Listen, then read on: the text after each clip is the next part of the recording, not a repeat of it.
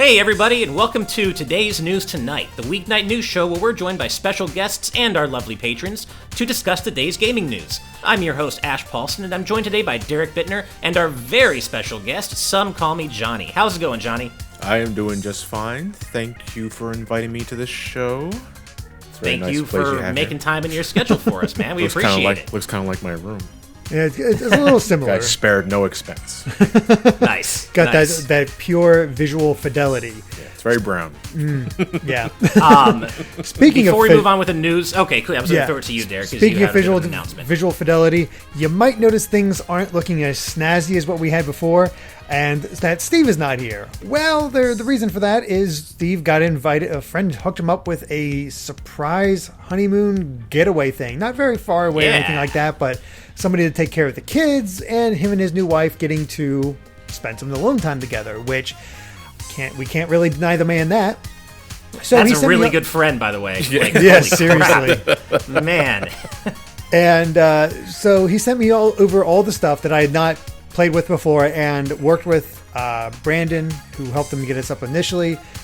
Got it looking good, but apparently I guess they don't have the horsepower under the computer, even though I thought my computer was fine, to handle it all. And it just started crashing and just not being able to. My Discord was constantly freezing.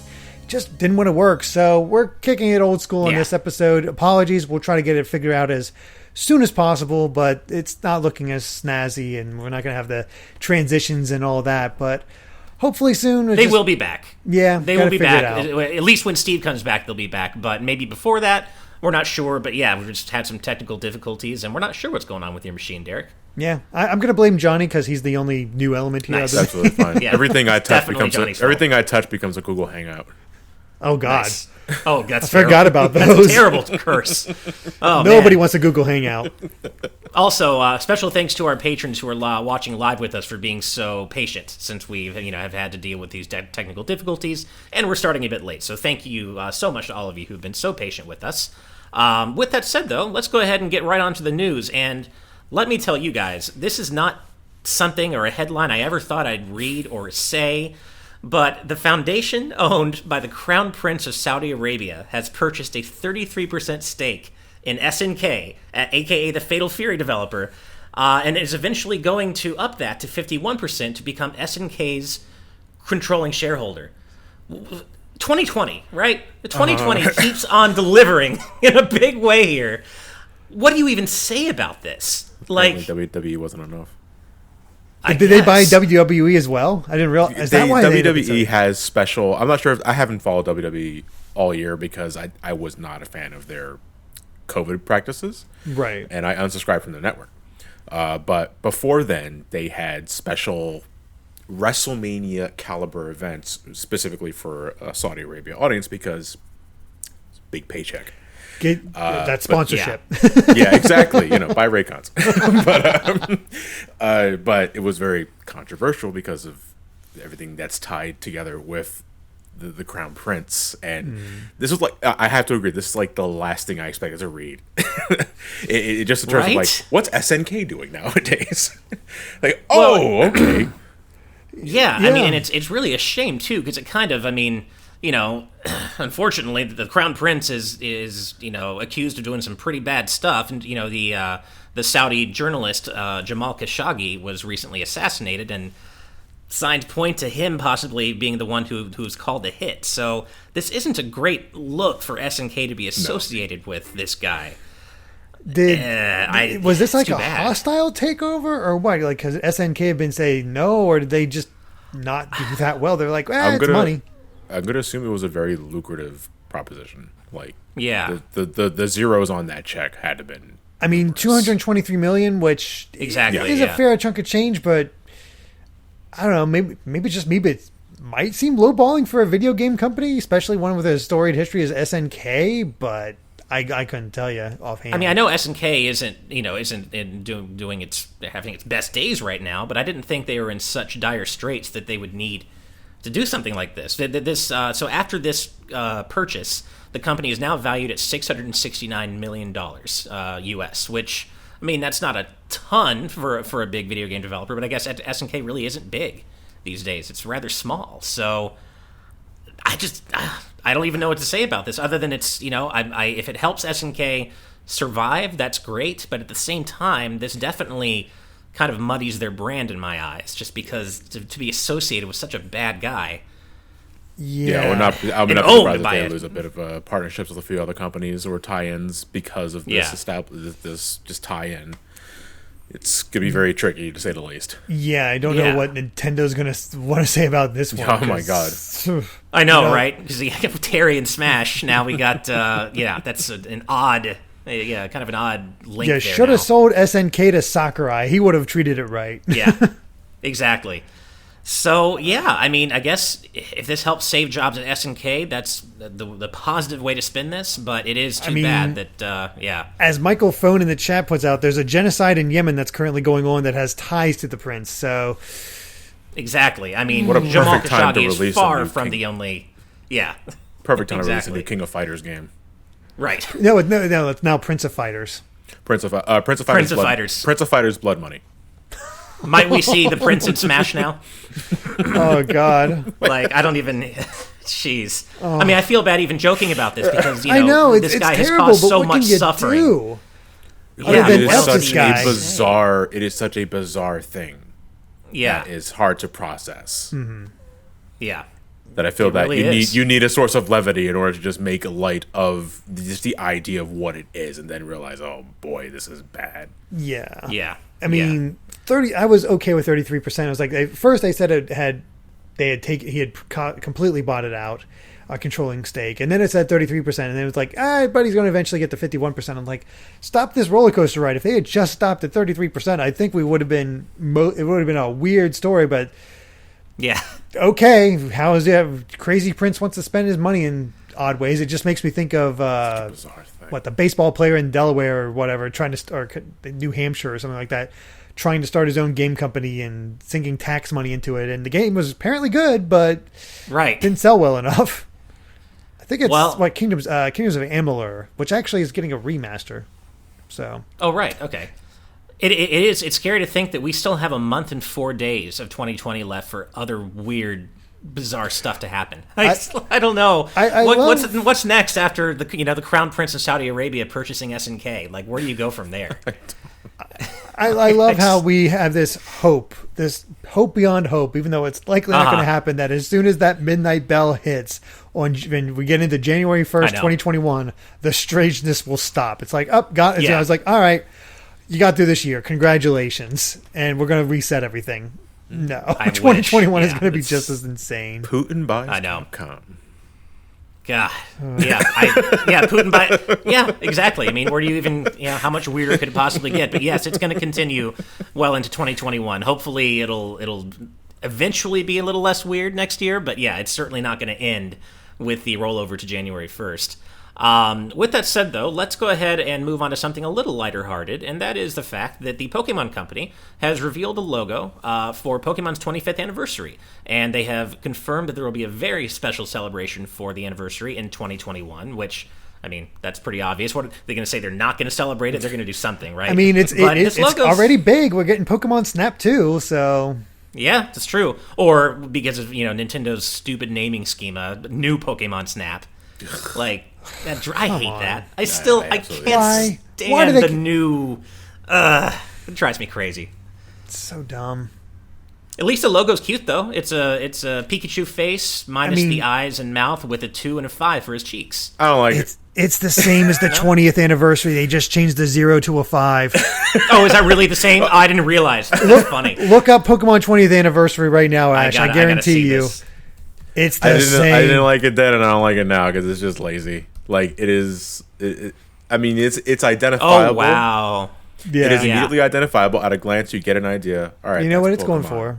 If anything, actually... signify it, but it is too simple for it. It is so lame. Mm-hmm. If anything, the 20th anniversary logo is actually better, and it's more creative because it's actually made up of different Pikachu in different positions and stuff. This one's just a blank Pikachu face. Like has Spindle. I think it's Spindle that has like different patterns on its back. Oh yeah. And there's like a million variations. Like a Pikachu is now Spindle, where the cheek color, the cheeks like shapes. The cheeks are different numbers, shapes depending on its age, or it could be a countdown to a doomsday clock. I don't know, but yeah, it's a dumb dumb logo. It's not I did not realize it was the same one. Almost. I mean, it kind of fuels the Pokemon Company haters, the Game Freak haters. Like, they're so lazy. they can't update those assets and have them all ready. Well, I mean, whatever about the logo. It is what it is. I guess they're going for brand consistency. Sure. But I don't know what we'll see for the 25th anniversary. Obviously, Pokemon Snap. We may. I guess it's remake possibility time. What's the over/under? Are we seeing a Let's Go Johto, or are we seeing Gen 4 remake? Like, what's the more likely option for the next Pokemon game? I feel there's always a Sinnoh remake rumor every year. Oh yeah. I mean, since Platinum released, I think like the year afterwards. All right, so when are we getting a remake? Oh no! Basically, ever since Hoenn got its remake, it's like, all right, when's Sinnoh? And as soon as we get Sinnoh, all right, when's Unova? It has to be either of those two, but I wanna say that I think it's long time that they pull the trigger on the Sinnoh remakes. Mm-hmm. I would not mind a Let's Go Johto though, because I really enjoyed the first iteration of Let's Go. And I think Johto would really benefit from that. Just as a nice, cozy Pokemon adventure. But yeah, I feel like if it's not next year, it may not be. It's like the 30th anniversary to like justify releasing it. Unless they did was there any significance to Oros when it was remade? They just did willy nilly. No significance that I can tell, but they did make sure to implement Mega Evolution because that was the hot thing at the time. Yeah, because that was right after X and Y, right? Mm-hmm. I mean, I feel like don't mind Gen 3's remake, but I know a lot of fans hate it, and I can't figure out why. I liked it. I mean, Gen 3 is maybe my favorite gen of Pokemon in general, and in general. See what I did there? But I didn't dislike Oros, so I don't know what the problem is, but yeah. I kind of personally feel like a Let's Go Johto is the likelier of the two to happen in 2021. I don't know why. It's not based on any particular data. It's just kind of, I don't know. I feel like kind of what you were saying, Johnny. It feels like there's been a Gen 4 remake rumor kind of hovering around for years now, and it's just a matter of when it's actually going to happen. But I feel like it makes more sense to remake Gen 2 in the Let's Go style. Yeah, because I no doubt that a Sinnoh remake is going to happen. It's just an inevitability at this point. But which one right now would make more bank? Right. And I feel that while there is definitely money in a Sinnoh remake, that's specifically to a catered generation of fans, as opposed to the more casual oriented Let's Go series. And I don't mean like demeaning it or anything like that. Sure. It's just more like it's more accessible. People come into that one in droves because it is so like just jump in and play. Where I feel the Gen 4 fan base has more dedicated but smaller portion of the Pokemon community. Right. So you gotta think as business at this point. I feel that I have to agree that it's more likely that we will get a second Let's Go game rather than a Sinnoh remake right now. Mm-hmm. I think so. I mean, can we get a Pokemon? I mean, we could try. We could hope for a Pokemon Puzzle League 2. That'll never happen. I'm bursting at the seams with excitement. I would love for that to happen. You're not part of the Puzzle League cult, John? No, I'm not. I don't believe in cults. I don't even drink Kool-Aid anymore. Fair enough. Me neither. So there you go. But the Tetris Attack / Panel de Pon / Pokemon Puzzle Challenge / League cult. It's the one cult. If you're gonna join any cult, that's the one right there. Right? Yeah. We've got Fairy Girls. We've got Yoshi. We've got Animal Crossing. We've got Pokemon. Yeah. Oh God, man. Well, moving on, we've got Nintendo's got some good news coming out of Japan, as the Media Create numbers have just been made available for this week's gaming sales, and it looks like the Switch has sold over or about 4 times as many units as the PS5, the Xbox Series X, and the Xbox Series S in Japan combined this week, which that says a couple of things. So, one, yes, this is obviously great news for Japan, and they're killing it. At the same time, though, it's important to remember that there just aren't that many units available for the PS5 and the Xbox Series X and S. So I say a bit skewed, it's really skewed. That doesn't take away from Nintendo's success, but these numbers are a lot smaller than they would otherwise be for Yeah. Sony and Microsoft. Because, technically, someone selling 4 Switches as opposed to someone selling 1 is 4 times as many consoles sold than that one person sold. So it's like, I don't really think this is anything significant because the console just came out. There's a shortage everywhere, and Switch has been here for a while. So Exactly. yeah. I mean, Twitch, I think it's a very logical conclusion. Switch keeps selling well no matter what. No doubt about that. But yeah, this is definitely a stock issue thing. I'm not quite sure why it became news. I guess because, oh no, sensationalized. But I think it also shows that, post Thanksgiving, people are busy with Black Friday. Just shove out whatever news you can and see what happens. See what sticks. Exactly. Need those holiday clicks. But I mean, granted, that said, I could see the Switch selling 4 times more than the Xbox Series X and S in Japan, even after they have their stock issues. Forever, because Microsoft has never done well in Japan at all. Exactly. No. So yeah. I do think that'll probably end up being the case for the Xbox Series X and S in Japan, no matter what. But I don't know. Maybe Microsoft, with their unique approach to their kind of more unique service approach, Game Pass and such, maybe they'll make inroads in Japan at least a little bit by not focusing on the hardware as much. But I don't see them overtaking Sony or Nintendo in Japan or coming even close, really. Yeah. I know. You've gotten yourself a PS5, John. Are you going to bother at all with the Series S or X? Not me personally. I do plan on getting one from my brother Mark, who has been Team Microsoft since the 360. Mm-hmm. But no, there's no reason for me to get one because I have a more than capable PC.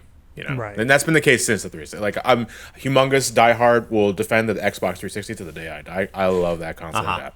But after that, that's when I started getting into PC gaming. I completely ignored the Xbox One. Yeah. And every other iteration afterwards. And it's the same with the Series X. It is a beautiful console. I have actually had the pleasure of seeing it up close in a comparison video that I helped with Screenwave. And it is a beautiful machine. Really? It is definitely way more compact than that gargantuan Laserdisc player I have upstairs in my entertainment center. And it can actually stand on its side without having to need to screw in a little stand on it. It is a beautiful console. But I have no reason to get into it.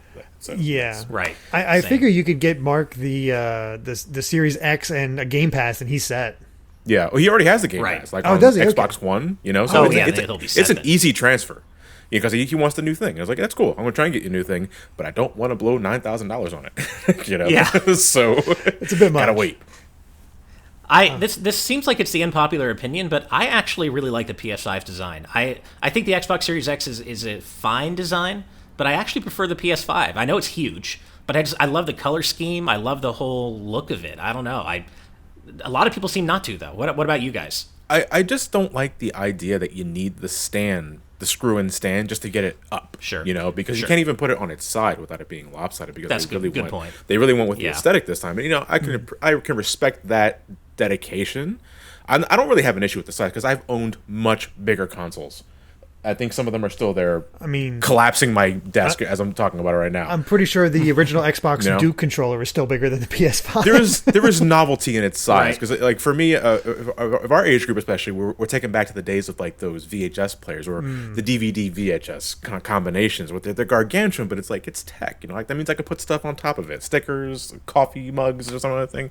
There's novelty in that, but I just don't like how you can't stand it up or put it on its flat without having to install that stand. That's my only gripe with it. Sure. See, I've never actually had any of my consoles stand straight up, other than the Wii. But is it better? I don't know. Is it better? You can put more stuff or? next to it. That's why I like to stand stuff up. Because if, especially with something like the PS5, or with any other console, assuming there's no ventilations on the top of the console, I like to put stuff on top of it. Mm-hmm. Like for the longest time, I used to have my 360 on top of my PS4, or I would put my NES top loader on top of my NES or my Super Nintendo when I'm like doing the recording. I could do that because I feel I can. Like with the PS5, I can't though. I don't like that. That's a small thing comparatively speaking. I mean, it's all just I can just stand it up, and there's extra room on the side. Yeah. Right. So. Going back to Pokemon for a moment, I just saw something Michael Phone said in the chat, and I guess the reason people who did not like Oros didn't like is because it removes all the Emerald stuff. I'm not like a diehard Pokemon fan, so I didn't know that. People do like that makes sense then. What was it called? The Battle... Dang it, what was Battle Frontier? Battle Frontier, that's it. Battle Frontier, yeah. All right, well, sticking with Japanese sales numbers for a bit, we actually have one here that's a lot more interesting than the ones we just covered because I'll just say it. Animal Crossing New Horizons is the first game in Japan to top 6 million total sales since the original New Super Mario Brothers. That's a long time ago. Like, what did it? New Super Mario Brothers came out in 2006, right? So that's been about 14 years. So am I reading that right? That means no other game for Nintendo in Japan specifically. I think it's just any game. 6 million units? Apparently. In Japan specifically, and then the other 6 games, I believe, according to Game Data Library, are Pokemon Gold and Silver, Pokemon Red, Green, and Blue, the original Super Mario Brothers, and I'm not sure what this last one is. Animal Crossing HC. What would that be? That feels weird considering you'd think it does, right? Pokemon would be higher. Pokemon, Dragon Quest. You'd think a lot so. of other RPGs, like that doesn't seem bizarre. right. I have to approach this with a bit of skepticism because given like before after New Super Mario Brothers, that is like over 14 years ago. And I mean, it doesn't seem like that's possible. I don't know. Maybe but this is according to Game Data Library on Twitter. So I mean, regardless, I'm happy that Animal Crossing New Horizons sold so well, which is like ultimately the point of the article. But right, for that to have that sort of like threshold broken, I feel is a little iffy compared to like everything else, because 16 that's a long time between games. So you're telling me that nothing else broke 6 million units in retail in Japan since then? A little hard to swallow. But if it is completely true, then man, I know nothing about game sales or anything like that. Because I just looked up Dragon Quest V, which is considered one of the more popular Dragon Quest games in the series. And as of April 2004, the game has sold over 1.5 million copies in Japan, making it the top-selling Dragon Quest remake game of all time. I mean, it doesn't say original, but still. Yeah. That's... I know... What about like Minecraft across all consoles? Or across all platforms? I feel like that should be able to approach 6 million, you would think. But again, this is Japan only. Yeah. It is a demographic, And I just looked up Dragon Quest XI. It reached, I saw like September 24th, 2020, Dragon Quest XI reaches 6 million copies sold worldwide. Yeah, but not specifically in Japan. But not Japan, yeah. Also, maybe this is right. I guess so. That is insane. Yeah. And also, Animal according Crossing. to Game Data, I know. And also, according to Game Data Library, Animal Crossing New Horizons is the fastest game to reach this milestone too, compared to other titles like Pokemon Gold and Silver took it 13 months to reach 6 million. Pokemon Red, Green, and Blue took about 26 months. And then New Super Mario Brothers took 4.5 years to reach 6 million. And Animal Crossing came out in February, March? Yeah, something like that. Around April. Late April. March, yeah. Okay. Yeah, so that's crazy how... I mean, obviously Animal Crossing is popular, but just when you think about that number and how quickly it reached that number in Japan alone, that's staggering. I think it's because of the current climate and because of the pandemic, where everybody everybody's at home, especially for like the first few months of that. Folks were just, people play video games. It doesn't really matter what you're playing, but I guess in addition to it being anticipating this new Animal Crossing game, a very slice of life series, right? Just the idea of just like, all right, I'm just gonna play from the safety of my own home. I want to feel as comfortable as possible. Animal Crossing makes me feel comfortable, so I guess it was a perfect storm. Maybe that's the only thing I can think of why it would push so hard in such a short amount of time. Yeah. And I mean, of course, nobody's happy about the pandemic, but Nintendo has to be like, man, what a happy accident, a serendipitous occasion for Animal Crossing to have been timed to this, horrific pandemic we're all going through. So, I mean, it worked out in their favor quite well. So I've just been doing more research because I'm like, well, it just still just mystifies me. Right. Exactly, it just feels wrong. But back in over the summer, it's the second best-selling video game ever within Japan. The only game ahead of it is the original Pokemon games on Game Boy, which has shifted 10 million units in Japan. But that's the combined total of red, green, and blue. Okay. Mm-hmm. So because of that, Animal Crossing is the best-selling single one. So New Super Mario. So the top 5 is Pokemon Red, Green, and Blue, Animal Crossing: New Horizons, Pokemon Gold and Silver, Super Mario Brothers, and New Super Mario Brothers. With actually here, wow, John, Pokemon Diamond and Pearl is number 6. There you go. Wow. There you go. There you go. Sinnoh remakes next year. No, we would have had Sinnoh remakes, but it had to be number 6 in the top 5. That is true. And Gold and Silver did beat it. So let's go. Then you're getting Let's Go Johto instead. Yep. All right. Well, that's it's when you really think about these numbers, it's pretty wild. Yeah. Hey, we got Steve in the chat. He's posting through Good Vibes Gaming. Enjoy your honeymoon and go away. Yeah, sorry I can't be there. Weird watching the show from the sidelines. Man, go spend time with your new wife. Don't be in here. What are you doing? Come on. But no, we're happy that you got that present, Steve. We hope you have a great honeymoon, a great time, and try not to think about us. Just enjoy yourself and have a wonderful time. When I close my eyes, I see it's Derek. I know, right? The horror. The horror, yeah. Help. But yeah, man, no, have a great weekend, have a great time, and please tell your wife we said hi and forward her our good vibes. There you go. And with that said, we've got some good news for fans of Commander Video. As this comes from Nintendo Life, a surprise eShop listing has now revealed that all 6 original Bit.Trip games are going to be on the Switch. And those include Bit.Trip Core, Bit.Trip Void, Bit.Trip Runner, Bit.Trip Fate, Bit.Trip Flux, and Bit.Trip Beat. How many times could I say Bit.Trip in like 10 seconds? And not trip over your words, which is it's impressive. Yeah, but yeah, so this is cool. I really like these games. Not all of them, but I like a lot of them, and I like the Bit.Trip brand in general. I like Commander Video. Runner 2 was one of my favorite games on the Wii U. What a fantastic game. And Runner 3 is good, pretty good as well. So this is cool. I believe I remember that my favorites of the original were Runner and Beat. I think so. But have you guys played these games at all? Nope. I've never touched a Bit.Trip game. I am only familiar with the Commander Video is the name of the character, right? I believe. Yes. He was an unlockable character for Super Meat Boy, and I didn't think much of him because he had like the Rainbow Trail, and I don't remember what made it that character special. So that's the only sort of Bit.Trip exposure I have. It was always one of those.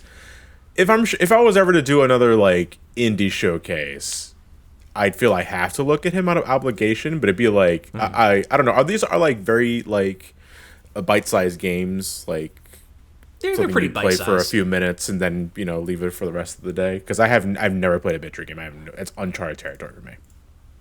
Well, from what I remember, from what I remember, the various games are kind of they're anchored around a specific gameplay concept that so they are fairly bite-sized, except for Runner, which of course spawned its own series. Where those games have 100+ stages and like an entire adventure mode and world maps that you explore. So the Runner series has kind of taken on its own life and become its own, full game essentially. But the others, I do believe are from what I remember are more bite-sized and constrained. What makes them different? Because I know Runner obviously is not an endless runner, but it's a runner where you got to dodge and I saw a little bit of Runner 3 with that horrific art style, but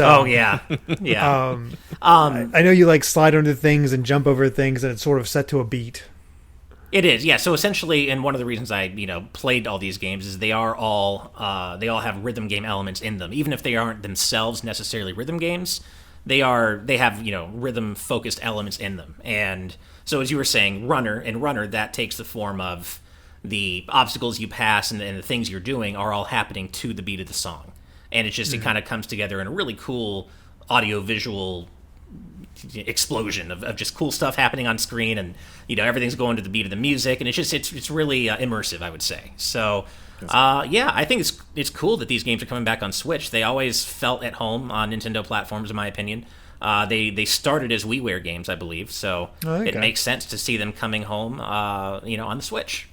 And it looks like it's $5 a pop. So yeah, about $5 a pop, which is those are, I mean, from what I don't remember all 6 games perfectly, but from what I remember, all the ones I played are easily worth $5. So, yeah, if you're a fan of Commander Video, definitely look forward to this. And by the way, and they all are planned for release on Christmas, on December 25th. So that's cool. We don't have to wait too long for that to happen. Nice. But cool. Well, moving on to our last news story of the day. A bunch of stuff is happening in the world of Final Fantasy XIV. The last major raid of the Shadowbringers expansion is coming in December. And I don't play FF14. I don't play MMOs, so I'm going to throw this over to you, Johnny, because as I understand it, you do play. I grabbed this one because I saw people talking about this raid, and I didn't realize it was going to be the last one or anything like that for this what is it, Shadowbringers. And I'm like, hey, we're having Johnny on tonight. Let's have a Final Fantasy XIV thing on there because, I mean, the thing is, I did play a little bit of Final Fantasy XIV before the move, along with Amy, who played a lot more than me. But after the move, after the kid, we haven't had a chance to get back to it. Haven't actually bought the full game yet because I think we were still in the new Realm Reborn stuff. I think she just beat Ifrit last major thing. Oh, okay. Oh, cool. Sky, 500 hours left to go. Yeah, that sounds all right. Yeah.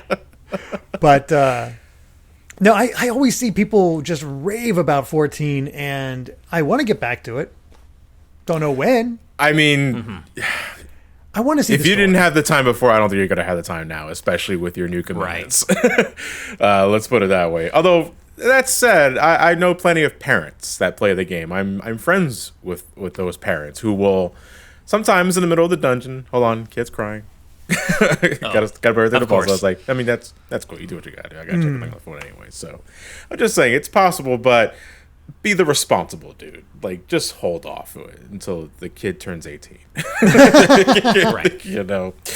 But yeah, so patch 5.4 is coming out in early December, and we're pretty much at we wrapped up the story of Shadowbringers in 5.3, because basically the way it works is that 5.0 X.0 is the main story of that expansion, and then there's a secondary story that's developing while that story is going, and then by 0.3 of that expansion it wraps up that story, and then 0.4 and 0.5 are leading up into the new storyline expansion, so that we're at that point now.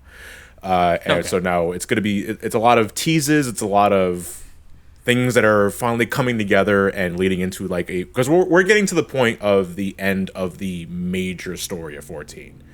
Oh, really? Yeah, concerning how everything is working behind the scenes, and it's a very, very long time coming. So, and while they said that they're going to continue the game for years on end because it's one of their most successful games of all time, you'd be stupid to cut off that money flow. Right.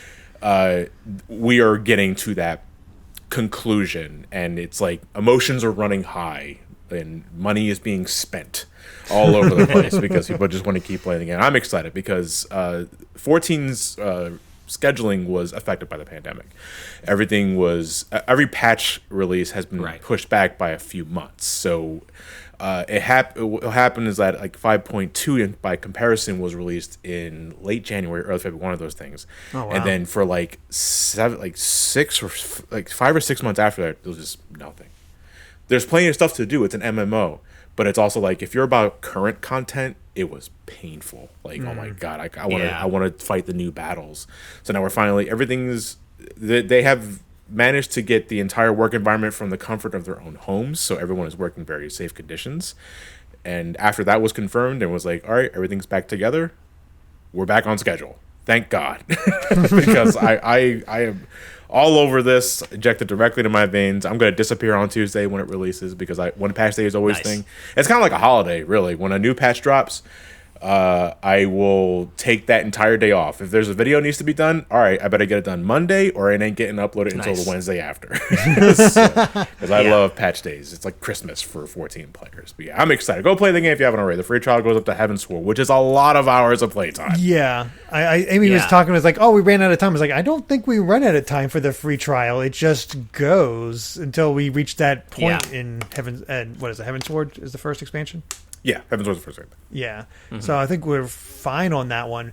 But yeah, as far as this, there's of course more main story quest. Another wing of the Eden raid called Eden's Promise. Don't know what that is. Another dungeon, Matoya's Relict. Which Final Fantasy is that from? That's that is actually the first one. That is Final Fantasy 1. Yeah, the first one.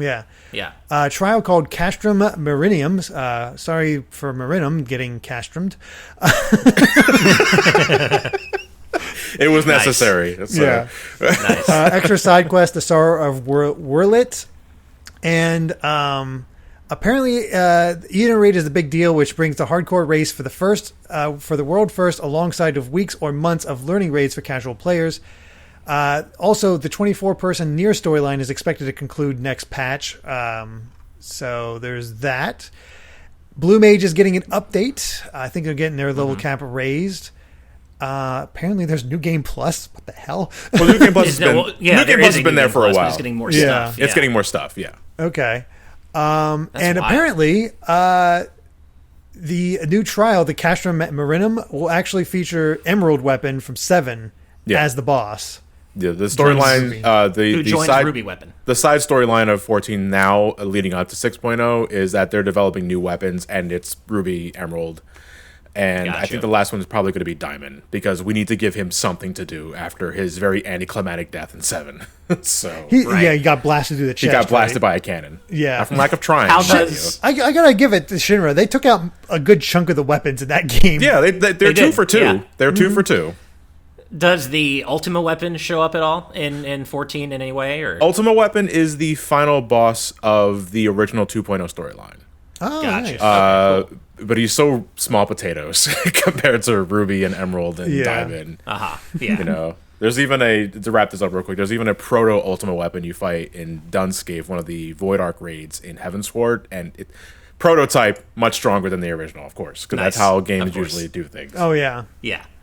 It's too bad because I'm such a Final Fantasy nut. Like I love Final Fantasy. I'm a big Square Enix fan in general, and it seems like 14, aside from just being really having a great story, from what I understand, especially for an MMO, it just seems like it's a love letter to the whole series, really. Constantly, and it is a constant. Yeah, I mean, I'd love to experience it. I just don't have hundreds of hours to do so, or money, hundreds of dollars. I could also tell you. I remember. I forget. It has to be years now. I just happened to see Johnny post a thing where he's fighting Kefka with his friends. Yeah. Like Kefka was a raid boss. The Sigma Escape raids. Dude, the Stormblood raids are just everything from old Final Fantasies, because it's Omega literally reading stories from ancient texts and bringing it to life using science. But it's just the game's excuse to have, okay, you're going to fight the train from Final Fantasy VI.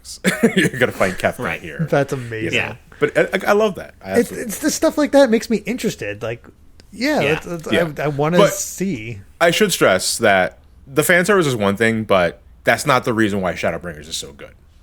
Like, Shadowbringers as a standalone story is one of the best RPG stories I've ever experienced, like in a video game. And it has nothing to do with fan service. I saw people, I think it was Nora, freaking out. Likely it was either freaking out about the artwork about the two girls holding hands. I don't know who those characters are, but apparently that's a huge deal.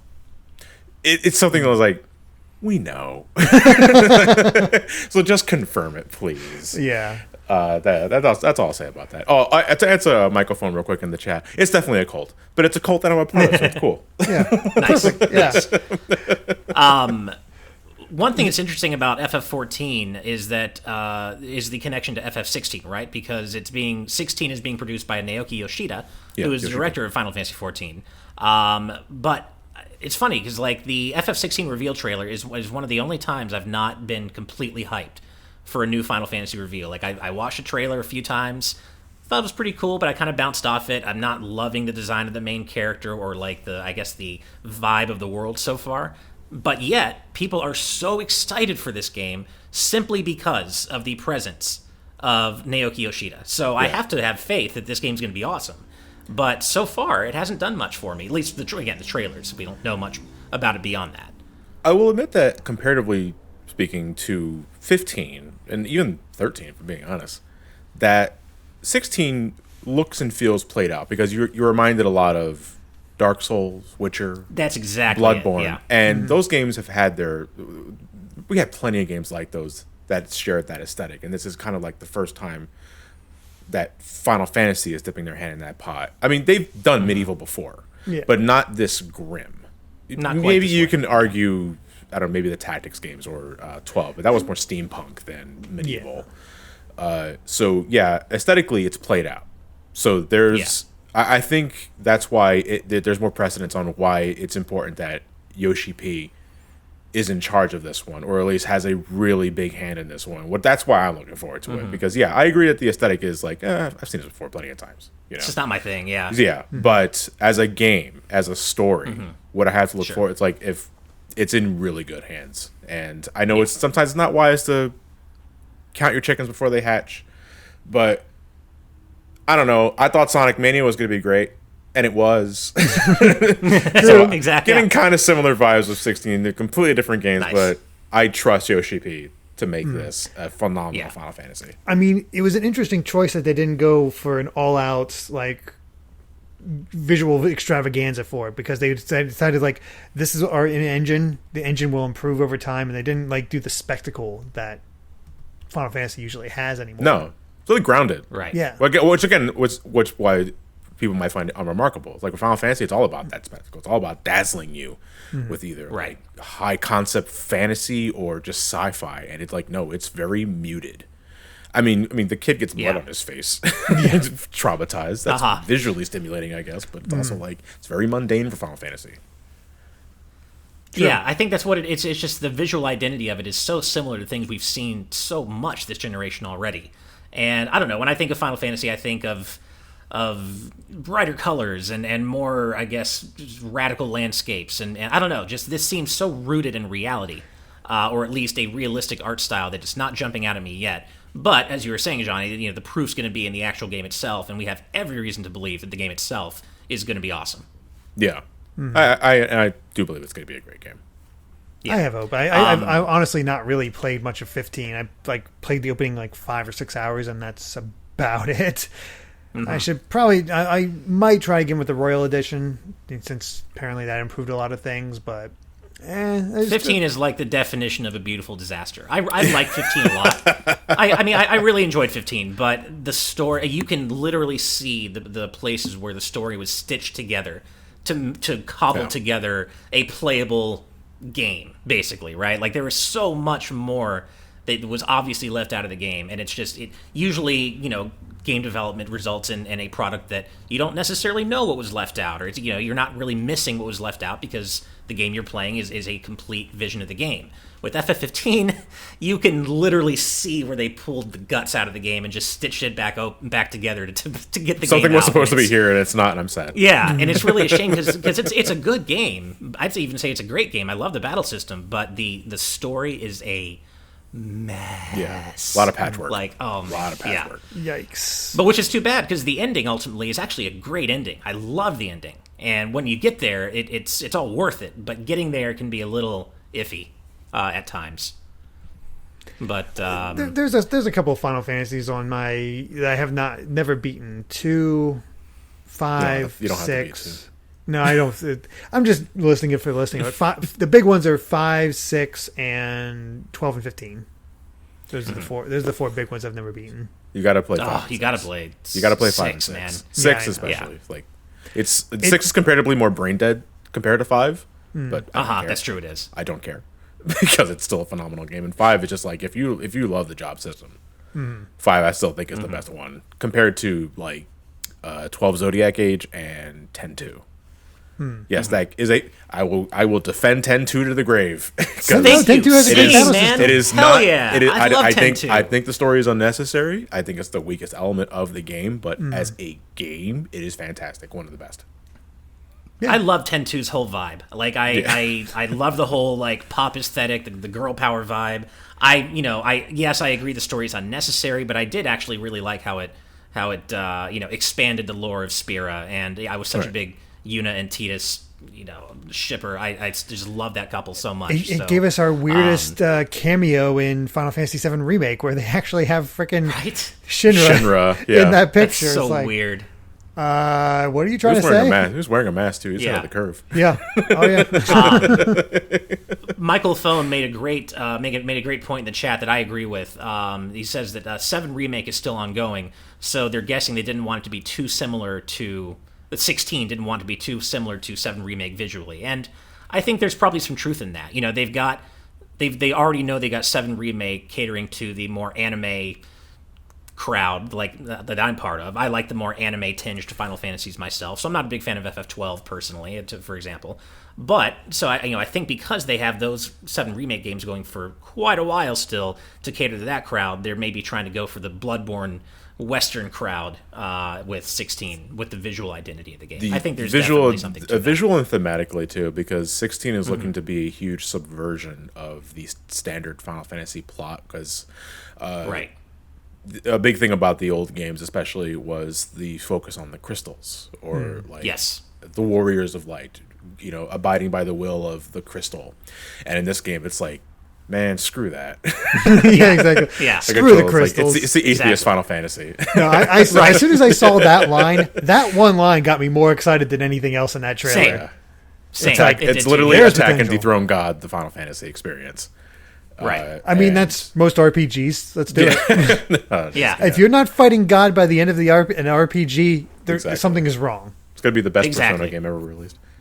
Right. Or in Xenogears' case, God's mother. The mother of God is the final boss in that case. Holy Mother of God. Is even better. Holy Mother of God. It's been so. I know you fought God in Xenogears, but I forgot exactly how that whole thing. Because Xenogears gets a little cutting room floor in the second. They fast forward through things and then this happened and this happened. It's like, what is happening? So it's just out of nowhere. Oh gosh, and I've not played Xenosaga, which Xenosaga is just tailor made for you to fight and dethrone God. Oh yeah, Xenosaga you essentially do across the 3 games. Yeah, it's tailor made for that. Same thing with Xenoblade, as we know. Xenoblade 1 goes hardcore into that territory, and I think Xenoblade 2 does as well. Yeah. Yeah. To a degree. It's a different flavor of the same idea. Right. Modern Persona going back games in the too. chat a little bit.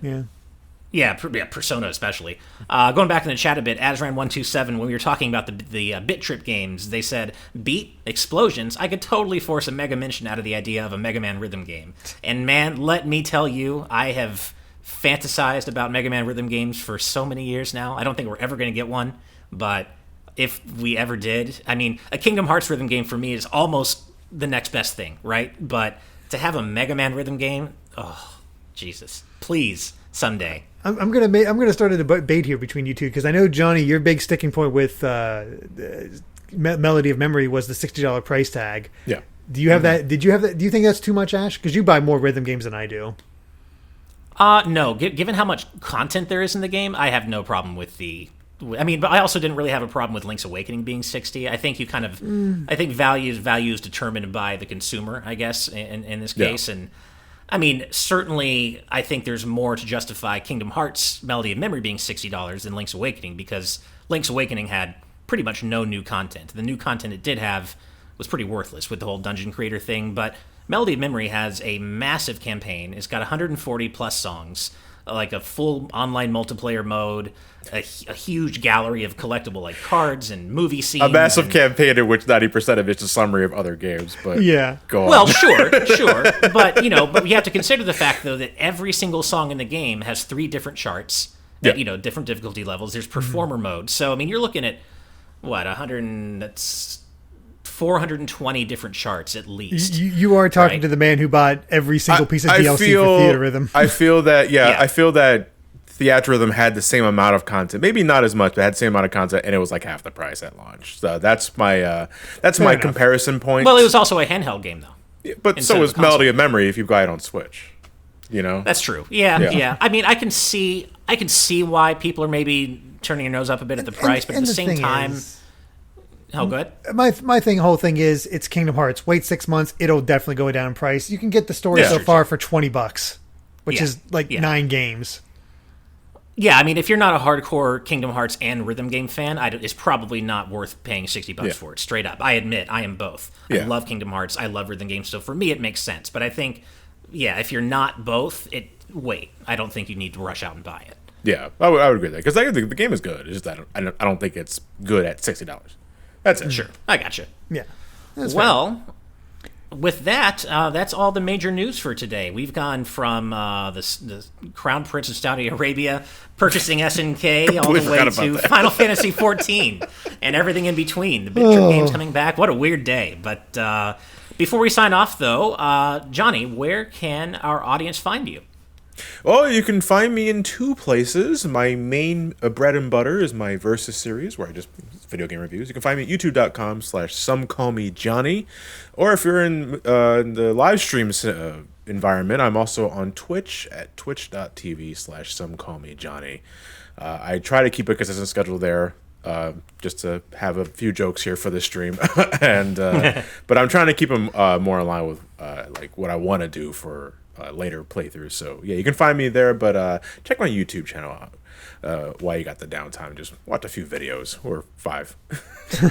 Nice. You've been playing through critical mode in Kingdom Hearts 2, correct? Level 1 critical mode in Kingdom Hearts 2, yeah. Much more Nice. enjoyable than Kingdom Hearts 1 Level 1 Proud, because this was actually designed with that challenge in mind, Oh, okay. as opposed to KH1. So yeah, don't do it. It's terrible.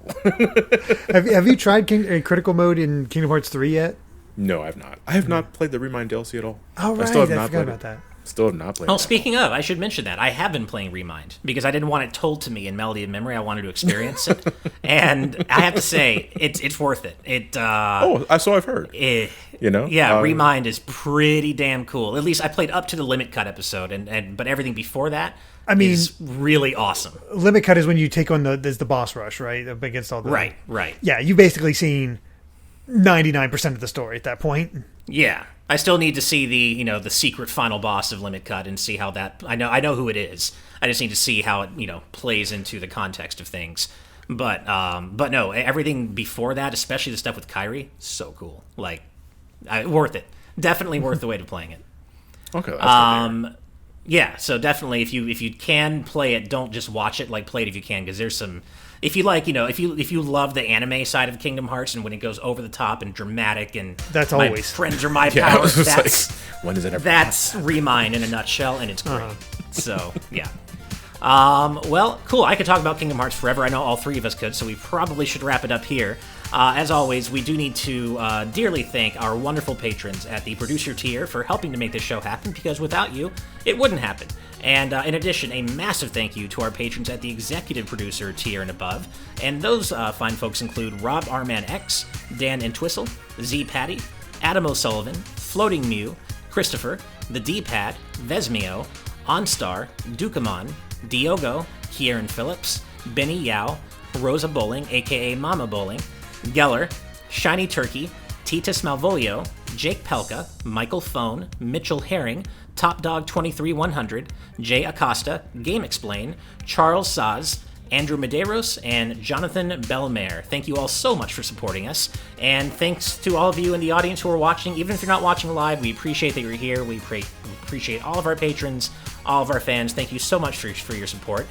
With that said, remember that you can also become a patron over at patreon.com/GVGaming, where you can watch today's News Tonight live for as little as $5 a month, like our live audience members have been today.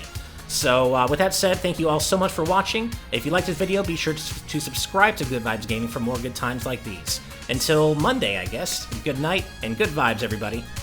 Later.